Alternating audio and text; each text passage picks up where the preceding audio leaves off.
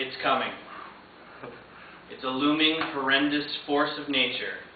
It's terrifying, and its very presence makes babies cry and dogs howl. Yes, Canada is having another election, and on May 2nd, all of us here will vote for change. So before you start complaining about the leaders and their platforms, know that there is one candidate who will stand up for this nation and give you the change you need. This guy. We all can vote here, so if you give me the next 4 minutes and 30 seconds of your time, I can tell you that the leaders are giving you false promises, and I can give you pretty cool facts. Starting with Stephen Harper's tax break promise for 2015. Boring. No one cares about tax breaks anymore. That is so old school politics. And Mr. Harper, did you not understand that the world is ending in 2012? We won't be around by 2015. You are giving Canadians false hope. Why can't we take this extra money and give all Canadians a present? I, as Prime Minister, cannot buy you a house. I cannot buy you a Picasso or a Garfunkel.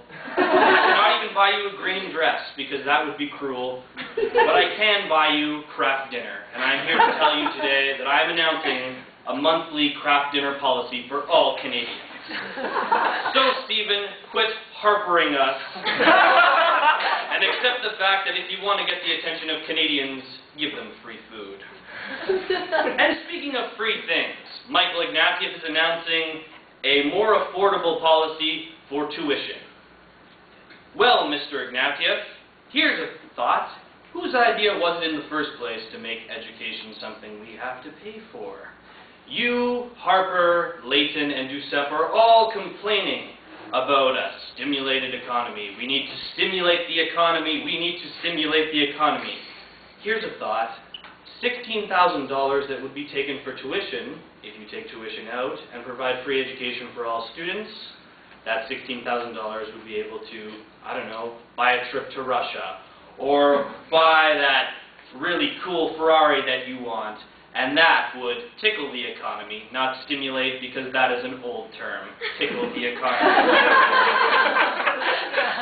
So tickling the economy is one thing I agree with. But one policy I do not agree with is Mr. Gilles Duceppe, the leader of the Bloc Québécois, promising a sovereign Quebec. I'm sorry, Mr. Duceppe, I cannot get rid of a province that has given us Celine Dion and Poutine.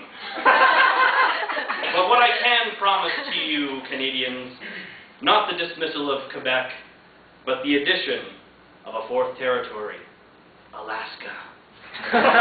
Yes. Alaska would be an excellent fourth territory.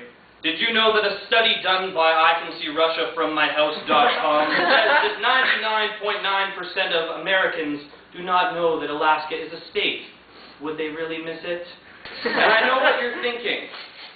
If we add Alaska as a fourth province, what about certain residents that will cause antics? Well, I'm here to tell you that if I am elected Prime Minister, I will extradite those certain residents to Russia, their favorite country.